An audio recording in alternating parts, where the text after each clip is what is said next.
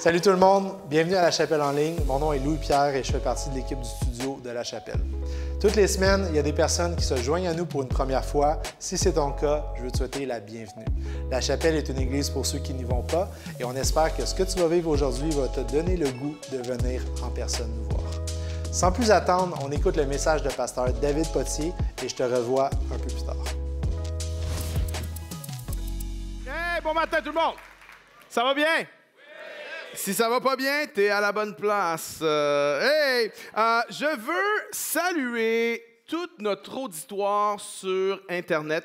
Il y a plein de gens qui nous écoutent, qui nous regardent un peu partout en francophonie, mais je veux saluer particulièrement, nous avons un 5 à 7 à Strasbourg, en France. Il y a un 5 à 7 de La Chapelle à Strasbourg. Il y a une trentaine de personnes qui se réunissent, qui regardent les messages de La Chapelle en ligne ensemble et qui ont une fraternité de La Chapelle là-bas avec mon ami Sébastien Chopperlé, qui est le leader là-bas. Et j'aimerais qu'on puisse, tout le monde ensemble, les saluer puis leur donner un peu de l'amour à trois. OK? 1, 2, 3, let's go, let's go!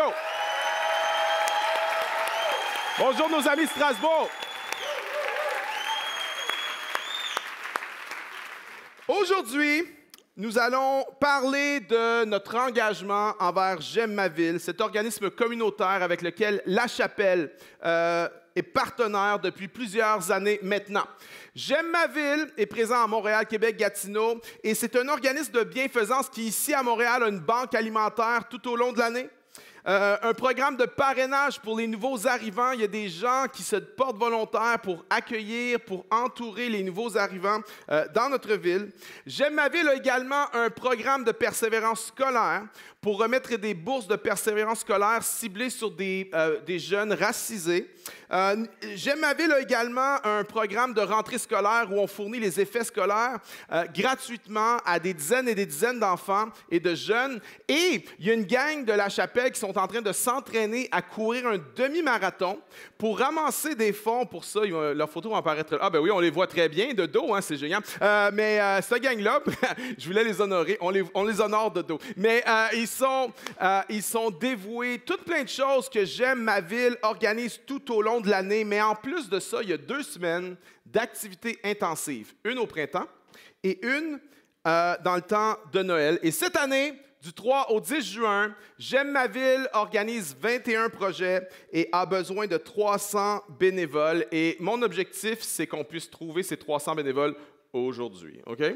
Mais avant de parler d'aimer notre ville, j'aimerais ça expliquer, définir, regarder à c'est quoi l'amour. Qu'est-ce que l'amour? Ça vient d'où ce truc-là? Jésus dit ceci, Jean 15, 12. Aimez-vous les uns les autres, comme je vous ai aimé.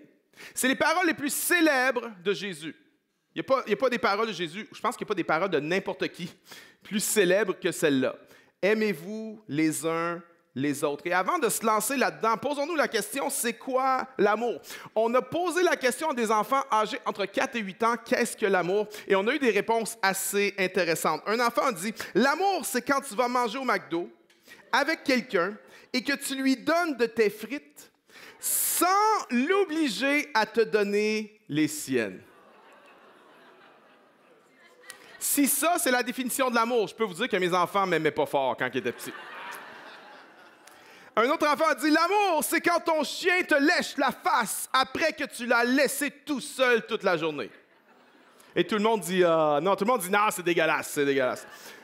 Un autre dit, je sais que ma grande sœur m'aime parce qu'elle me donne ses vieux vêtements et qu'elle doit en acheter des nouveaux. L'innocence, hein?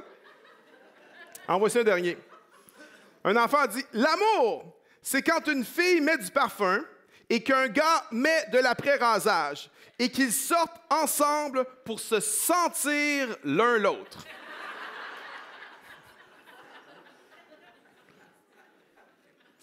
Qu'est-ce que l'amour? En français, on a 2 mots. Oh non, on a un mot pour l'amour. On dit j'aime. On dit j'aime.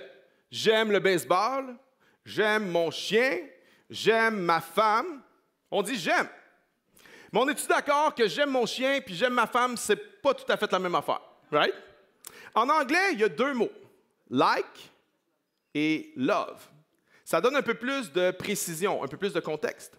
Mais dans le grec koiné, qui est la langue dans laquelle le Nouveau Testament a été écrit, il y avait au moins 4 mots pour décrire l'amour. Voici les 4. Le premier, c'était le mot éros. Ça, c'est l'amour sexuel, l'amour romantique. C'est le niveau d'amour le plus superficiel en passant. C'est l'amour qui focus sur ce que ça me procure à moi. Fait intéressant, jamais une seule fois la Bible parle du mariage et utilise le mot éros. Intéressant. Numéro 2, il y a le mot stergo. Stergo, c'est l'amour filial. C'est l'amour familial. Stergo, c'est l'amour qui fait que tu as une préférence pour tes enfants et non les enfants des autres. Stergo, c'est l'amour que lorsque mon premier fils est né, il est né tellement tranquillement que quand il est né, il n'y avait pas de rougeur, pas de bleu, il n'était pas magané pantoute. Fait que quand il est sorti, ma femme a dit « Ah, il est beau! » Puis moi, j'ai fait « Ah oui, il est beau, hein, il est beau! » Lorsque notre deuxième fils est né, lui, il est sorti en 20 minutes. Boum! Sa face au complet, c'était une ecchymose. Il était tout bleu, il avait de l'air mort. Ma femme l'a pris et a dit « Ah, il est beau! » Puis moi, j'ai fait « Ah, ouais! » Je le trouvais pas beau pantoute. Ça, c'est stergo. C'est l'amour qui t'amène à avoir un amour particulier pour ta fratrie ou pour tes enfants ou pour ta famille. 3, il y a le mot filio. Filio, c'est l'amitié. D'ailleurs, on tire de ce mot-là le mot philanthropie. Filio, c'est l'amour-amitié. Mais il y a un 4e mot pour l'amour dans le grec ancien, c'est le mot agapé. Et agapé, c'est un amour inconditionnel, sans limite. C'est un amour désintéressé. Maintenant, désintéressé, ça ne veut pas dire que tu t'en fous. Désintéressé, ça veut dire que tu ne t'attends à rien en retour. Tu donnes et tu n'as aucune attente. Ça, c'est l'amour agapé. L'amour agapé, c'est un choix et non une émotion. C'est un sacrifice au lieu de se servir de l'autre. C'est un amour inconditionnel et non un amour conditionnel. Maintenant, fait intéressant, la Bible, lorsqu'elle parle du mariage, quel mot elle utilise, vous pensez? Le mot agapé. Lorsque Jésus a dit « Aime ton prochain comme toi-même », quel mot vous pensez qu'il a utilisé? Agapé. Lorsque Jésus a dit « Aimez vos ennemis », quel mot vous pensez qu'il a utilisé? Agapé. Et on va regarder un texte aujourd'hui de l'apôtre Jean.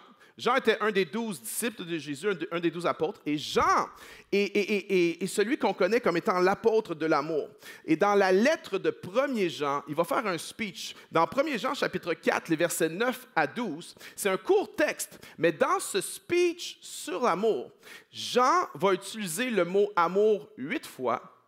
Et 8 fois, c'est le mot agapé qu'il utilise. On va éplucher ce texte-là ensemble ce matin. L'amour est premièrement manifesté. 1er Jean, chapitre 4, verset 9.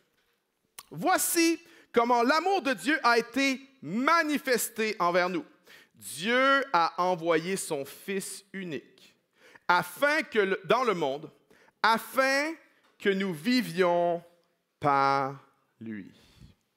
Jean dit, l'amour de Dieu a été manifesté. L'amour de Dieu a été démontré. L'amour de Dieu a été prouvé en ceci, que Dieu a envoyé son Fils dans le monde afin que nous vivions par lui. La preuve de l'amour de Dieu envers nous, c'est que Jésus est venu dans ce monde. Jésus, le Fils de Dieu, s'est incarné, le Fils de Dieu a vécu et il est mort pour nous. Ça, c'est la preuve de l'amour de Dieu. Souvent, les gens ont des expériences avec Dieu. Les gens ont des bénédictions de la part de Dieu. Parfois, les gens vont prier, vont dire « Seigneur, montre-moi ton amour. Je veux ressentir ton amour. » Il n'y a rien de mal là-dedans. Mais je veux te dire une chose. Toutes les expériences de ressentir l'amour de Dieu que tu peux vivre ne sont pas plus solides que de croire ce que Dieu a dit. Parce que tes expériences, là, à un moment donné, tu ne sentiras pas que Dieu t'aime. Parce que Dieu, il ne t'a pas donné ce que tu voulais. Puis tu ne te sentiras pas aimé de Dieu. J'aimerais dire ceci. Dieu n'a rien à prouver. Il a envoyé son Fils. Il a manifesté, démontré, sans aucun doute, son amour envers nous lorsqu'il a envoyé son Fils mourir pour nous. Romains 5,8 dit, « En ceci, Dieu prouve son amour envers nous. Lorsque nous étions encore pécheurs, Christ est mort pour nous. Le texte ne dit pas « En ceci, Dieu montre son amour envers nous », que là, à un moment donné, dans un moment un peu, je dirais, mystique, tu vas avoir une visitation de la présence de l'Esprit Saint, tu vas sentir l'amour de Dieu. Tout ça, c'est vrai, tout ça, ça existe, mais ce n'est pas le fondement. C'est pas ça, cette expérience-là qui fait que tu dis Dieu m'aime. Parce que si c'est ça le fondement de ta croyance que Dieu t'aime, c'est très friable.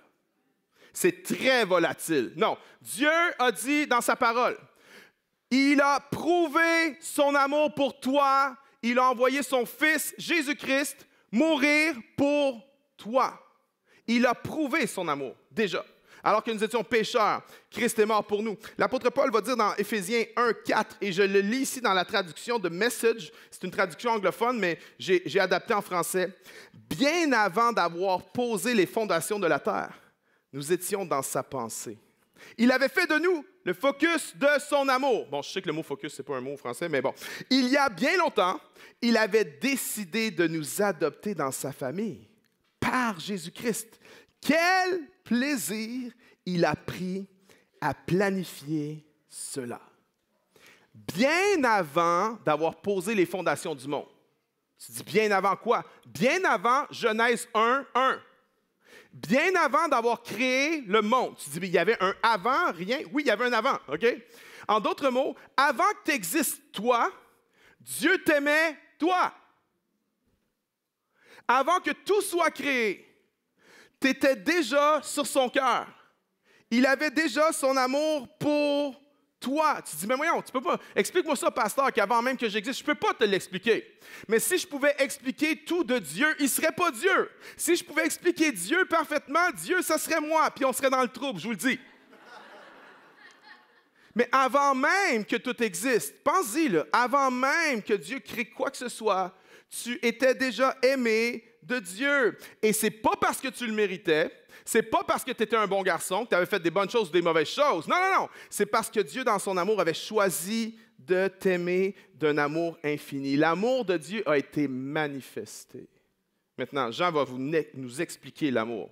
L'amour expliqué, verset 10. « Et cet amour consiste non pas en ce que nous avons aimé Dieu, mais en ce qu'il nous a aimés et qu'il a envoyé son Fils comme victime expiatoire pour nos péchés. » L'amour consiste en ceci. Pas que toi t'as aimé Dieu, pas que toi t'aimes Dieu, mais que Dieu t'a aimé.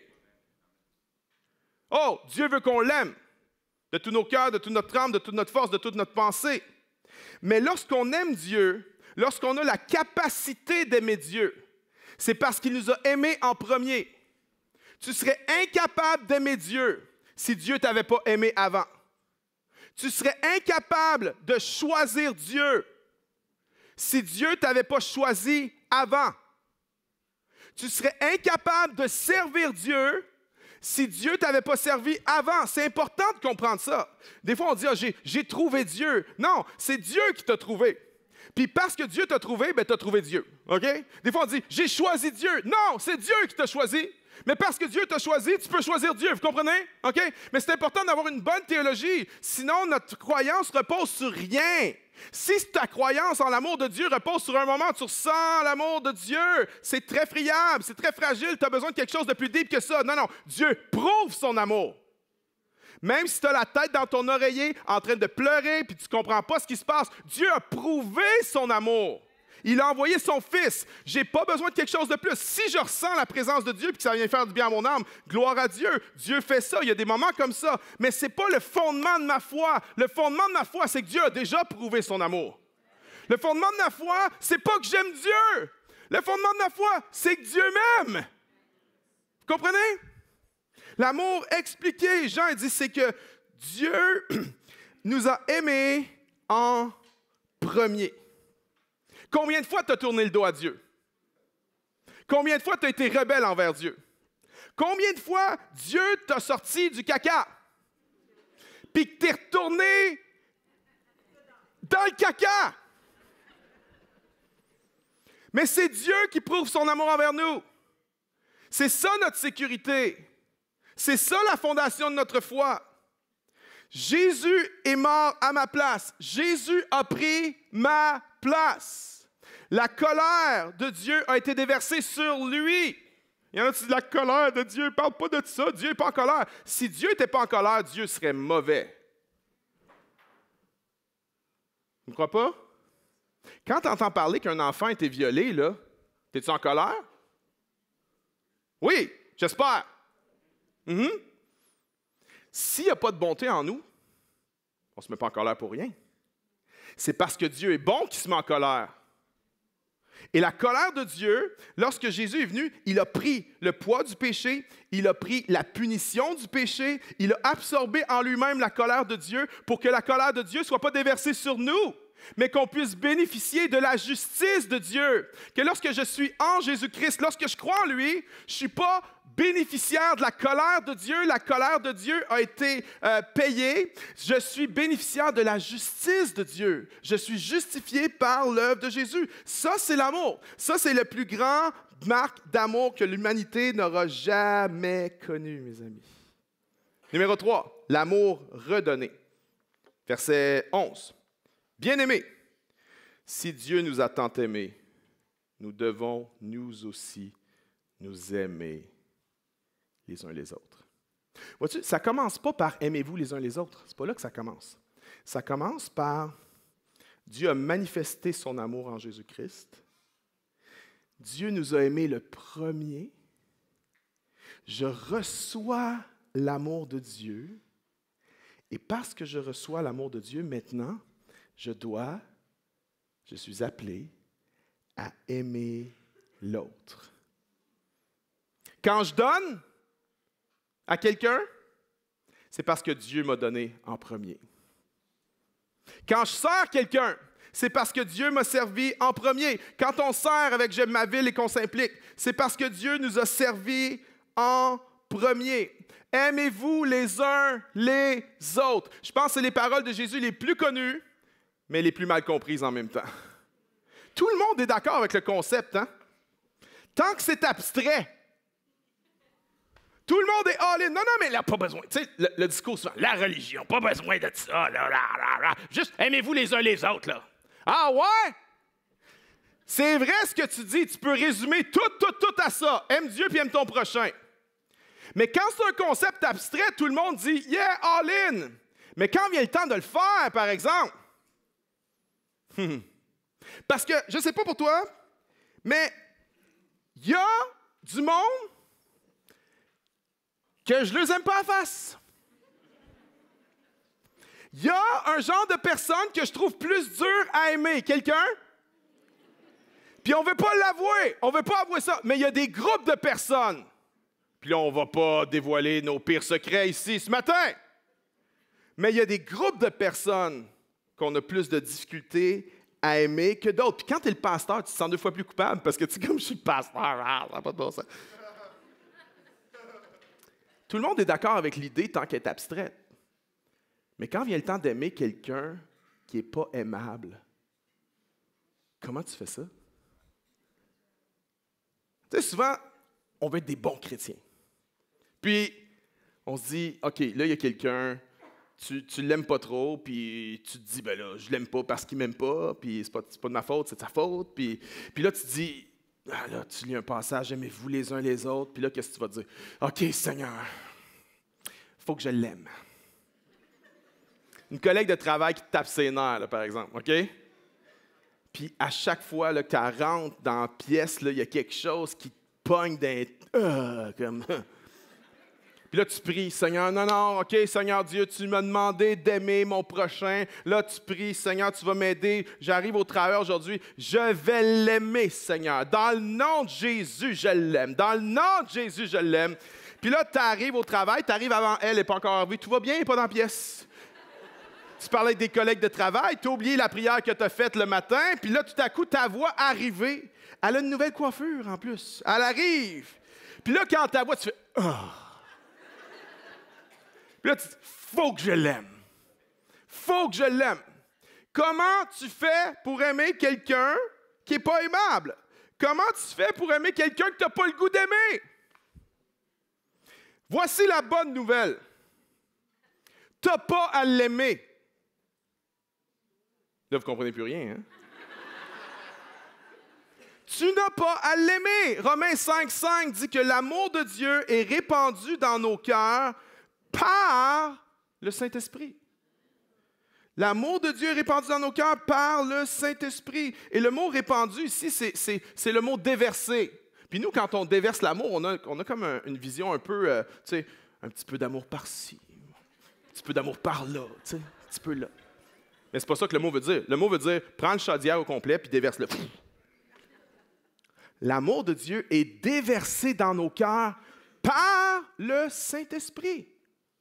Tu n'as pas à l'aimer. Tu ne peux pas l'aimer. Tu es incapable de l'aimer. Même ta femme, tu ne peux pas l'aimer comme Dieu te demande de l'aimer. Vois-tu, je n'ai pas à l'aimer. Ce n'est pas mon amour. C'est l'amour de Dieu qui traverse à travers moi. L'amour de Dieu est répandu dans nos cœurs par le Saint-Esprit. Alors l'idée, ce n'est pas de dire « il faut que je l'aime ». L'idée, c'est de se connecter à Jésus, de demeurer en lui, d'être rempli du Saint-Esprit de Dieu. Et là, c'est l'amour de Dieu, ce n'est pas l'amour de David.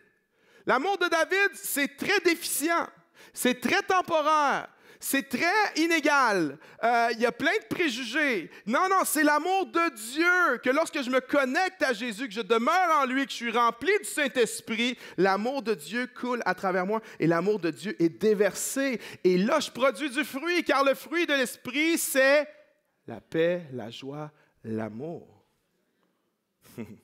Jean n'est pas en train de dire « aime-le ». Jean est en train de dire « connecte-toi à Jésus et Jésus va le faire à travers toi. » Moi, j'ai vu des gens là, qui étaient durs, d'une dureté de cœur hallucinante, là. Violents même. Des gens violents. Des gens, lui, c'était pas tu le regardes de travers puis il pogne les nerfs, c'est que tu le regardes puis il pogne les nerfs. Tu n'aimes pas regarder de travers. Puis j'ai vu des gens comme ça, durs, et devenir des gens tellement tendres. Des cœurs tendres, des cœurs humbles. Pourquoi? Mais ce n'est pas eux. C'est l'amour de Dieu qui coule à travers eux.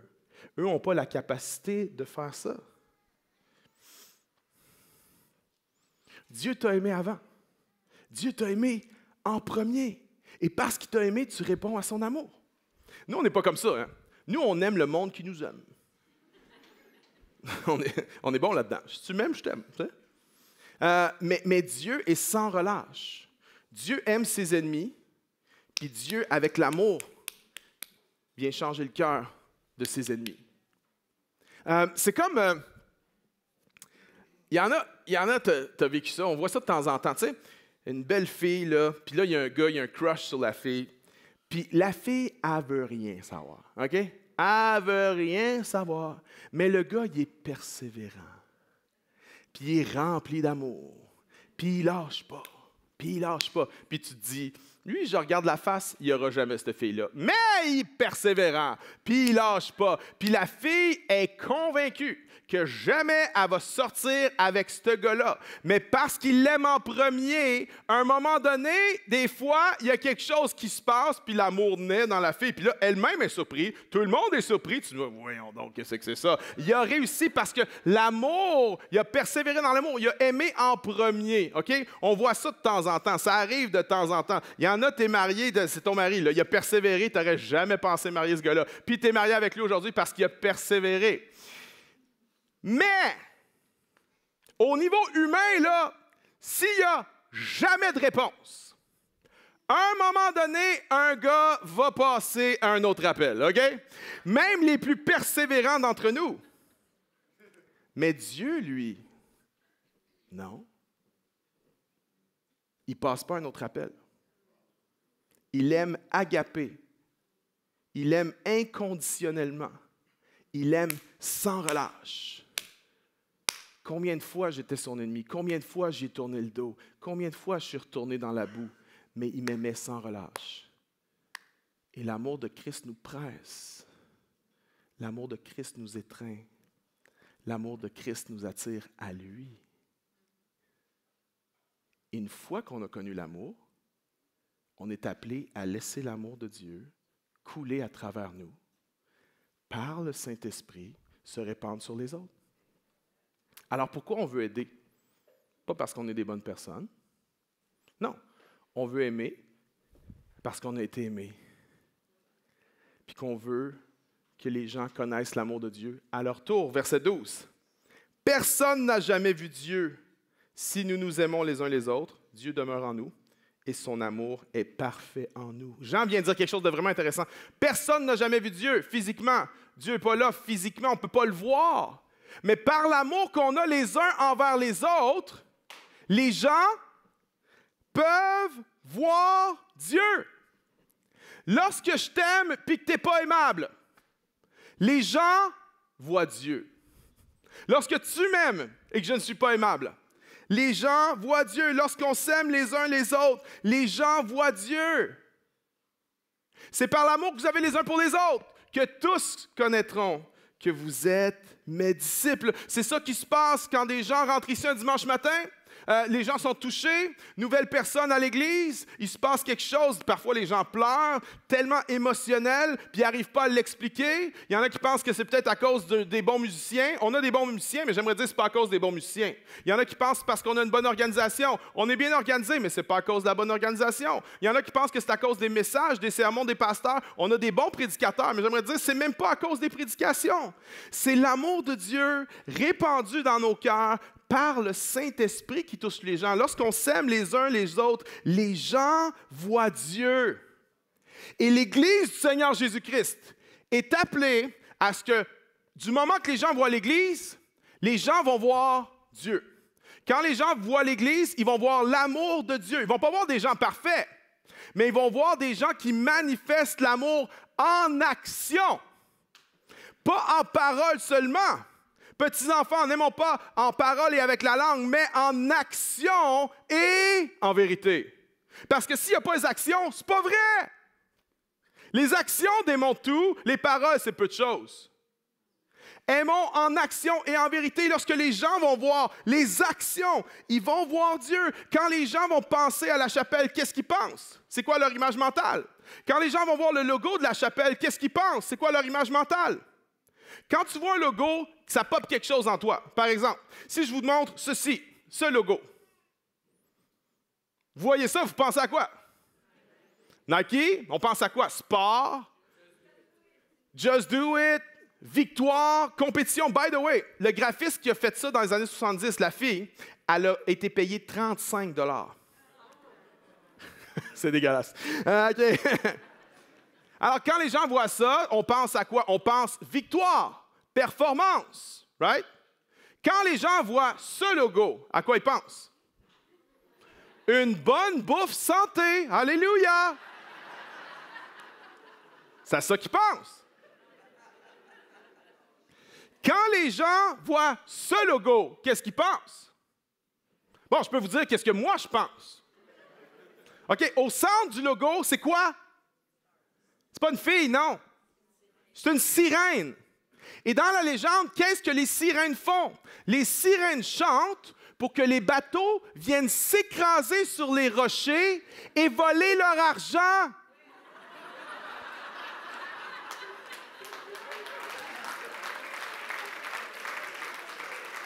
Je pense qu'un café à 8 $, c'est du vol. Ouais, mais il est bon. On s'en fout qu'il est bon. Es-tu fait en or, ton café? Quand les gens voient ce logo, qu'est-ce qu'ils pensent? Bon, je peux vous dire qu'est-ce que moi je pense quand je vois ça. Quand je vois ce logo, je pense péché. Péché originel. Vous savez pourquoi? Leurs produits se vendent tellement cher que c'est péché de vendre des produits aussi chers que ça. Surtout avec l'obsolescence programmée. Tu vois un logo, ça suscite quelque chose, une pensée, une émotion, une idée.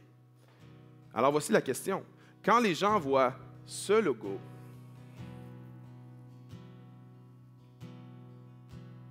les gens autour de toi, on va le rendre plus personnel parce que les gens, c'est comme, c'est personne. C'est facile d'être abstrait. Hein? Non, quand les gens autour de moi, oh, là c'est différent, OK? Quand les gens autour de moi mes collègues de travail, ma famille, mes amis, mes voisins, quand les gens autour de moi voient ce logo, qu'est-ce qu'ils pensent? Peut-être bien des affaires. Mais voici ce qu'ils devraient penser. Prochain. Ça.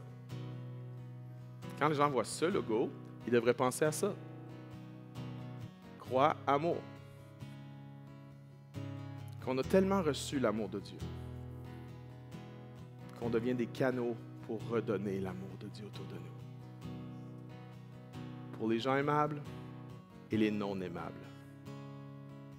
Pour les groupes avec qui on a des affinités, pour les groupes avec qui on n'a aucune affinité.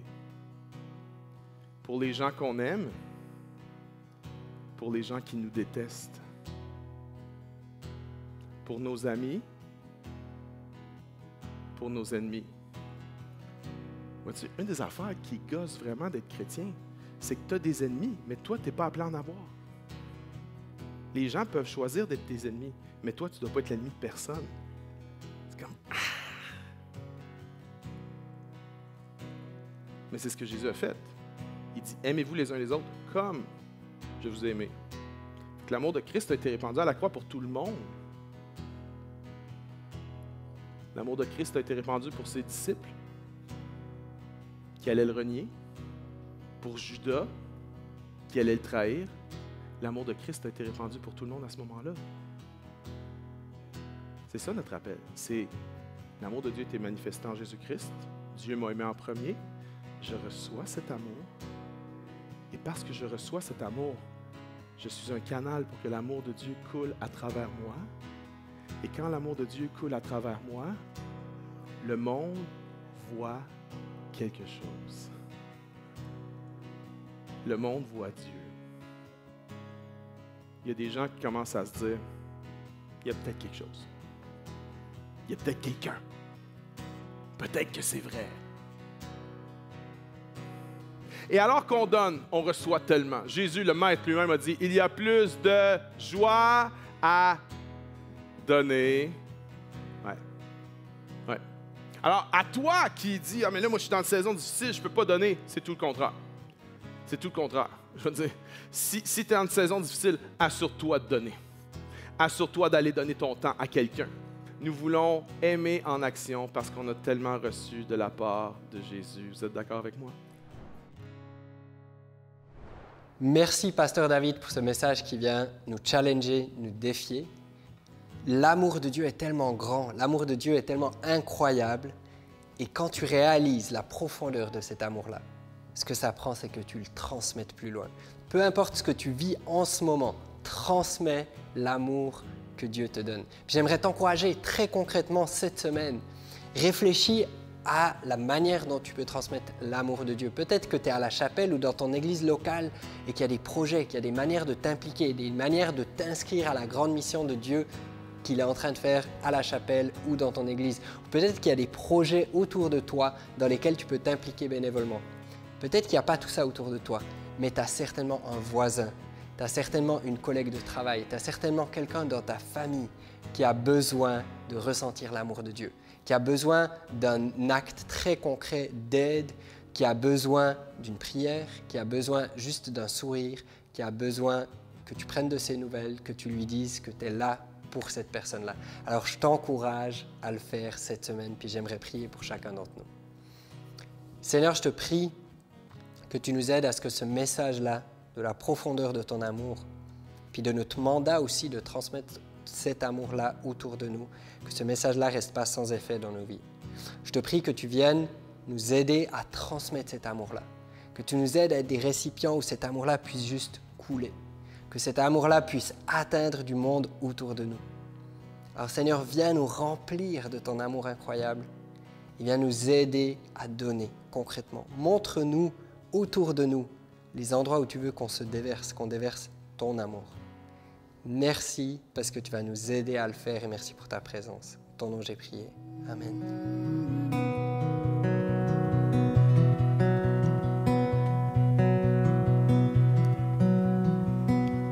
Tu m'aimes Malgré les circonstances et les offenses, tu m'aimes. Au prix de ta vie et sans répit, tu m'aimes. Tu t'es offert, bras grands ouverts. Oh mon Dieu, tu m'aimes.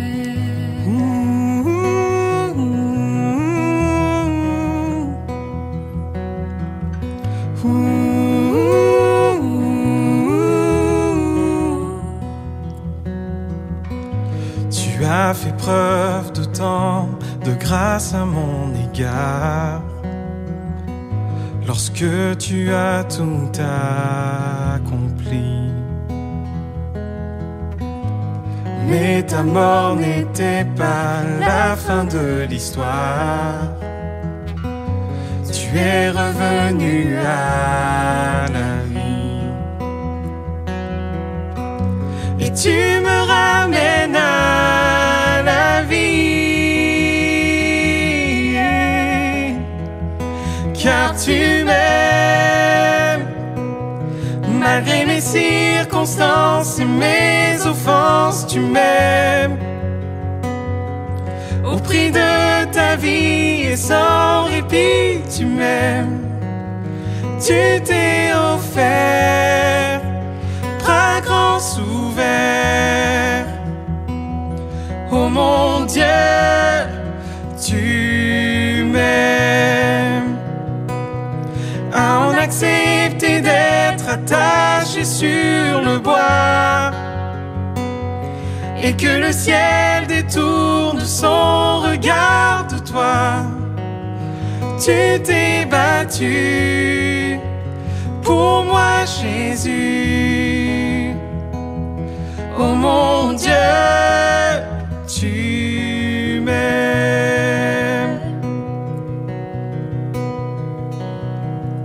Ni la mort, ni la vie, le présent ou l'avenir ne peut dérober mon cœur de l'amour de mon Sauveur.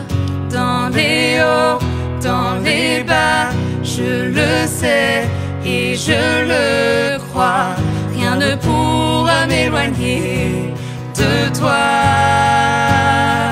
Ni la mort, ni la vie, le présent ou l'avenir ne peut dérober mon cœur de l'amour de mon Sauveur. Dans les hauts, dans les bas, je le sais et je le crois. Rien ne pourra m'éloigner de toi. Rien ne pourra m'éloigner de toi. Tu m'aimes. Malgré mes circonstances et mes offenses, tu m'aimes. Au prix de ta vie et sans répit, tu m'aimes. Tu t'es offert, bras grands ouverts. Oh mon Dieu, tu m'aimes. Je n'ai rien fait afin de mériter ta grâce, dans laquelle mes péchés et mes hontes s'effacent. Depuis toujours et pour toujours. Oh mon Dieu, tu m'aimes.